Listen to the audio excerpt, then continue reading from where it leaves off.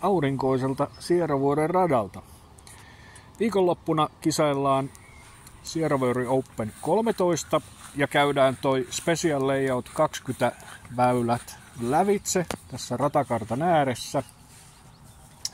Ja mä näytän ihan tosta kädestä pitää jokaisen väylän, miten ne heitetään. Eli väylä 1 on ihan normi, pieni neppi.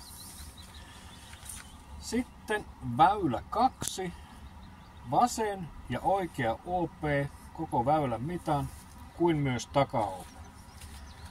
Väylä 3, tää kakkosen taka-OP on voimassa tässä väylällä 3. Väylä 4, ihan normi. Sitten väylä 5, vasen OP, oikea OP, kuin myös kiertää korin taakse. 6, pieni neppi. 7, hieman pidennettynä. 8 on tikutus koko vasen puoli aina korin tasalle asti.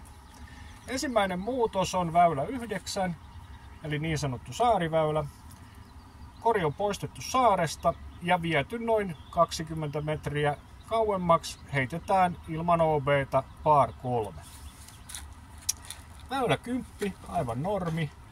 11 normi, 12 normi, 13 normi, 14 normi, 15 on mando kiertosuunta oikea ja siinä on droppari tässä mutkassa.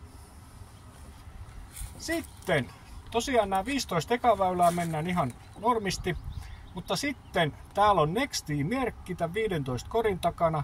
Te siirrytte tästä väylälle 16 kohti rantaa, tuossa on saunamökki, siellä on Nexti ja heitätte tämmösen 80 metrisen par 3 väylän. Se kori näkyy siinä selkeästi kalliolla. Se on siis väylä 16.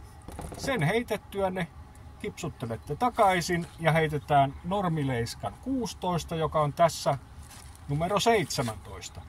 Me ollaan viety näihin, missä väylänumero on muuttunut, niin sinne on tuotu uudet väylänumerot. Te ette voi erehtyä. Sitten heitetään normin 17, eli tämän leiskan 18. Siinä on mando kiertosuunta vasen, ellei osu, riitii. Sitten heitetään väylä 19. Palaatte tästä korilta pikkasen 20 metriä takaisinpäin, siinä on lavetti. Sinne on tuotu myöskin väyläopaste, lukee selkeästi väylä 19, par 3, 140 metriä. Mahtava ränni, te heitätte sieltä rännistä tänne viheriölle, kääntyy vasuriin, mittaa löytyy 140 metriä, par 3, huom, ei mitään OP-keppejä niin kuin Pro-leiskassa.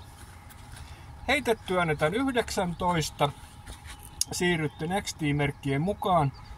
Tässä on asuntovaunu ja sen asuntovaunun takaa menee silta ja täältä on siirtymäpolku, ettette mene vastapalloon tätä väylää 20, joka on siis normileiskan 18. Ja tämä on siis väylä 20, se heitetään viimeisenä 113 metriä par 3. Perjantaina aloitetaan lämpärikisa ja se alkaa ehtoommalla. Sitten pääkisa on lauantaina kello 13. Se oli suht täynnä, mutta vielä mahtuu ja vaikka menisi vähän 80 päälle, niin kyllä tänne kaikki mahtuu vippailemaan. Sunnuntaina on sitten vuorossa legendaarinen pestsotti ja siihenkin mahtuu vielä mukaan. Ja tämä Special Layout on nyt valmis ja heitettävissä ja treenattavissa tämän kuluvan viikon ja sitten me puramme sen tämän viikon jälkeen, että maanantaina sitten taas on perus 18 heitettävissä. Tulkaa ajoissa ja nähdään. Moikka!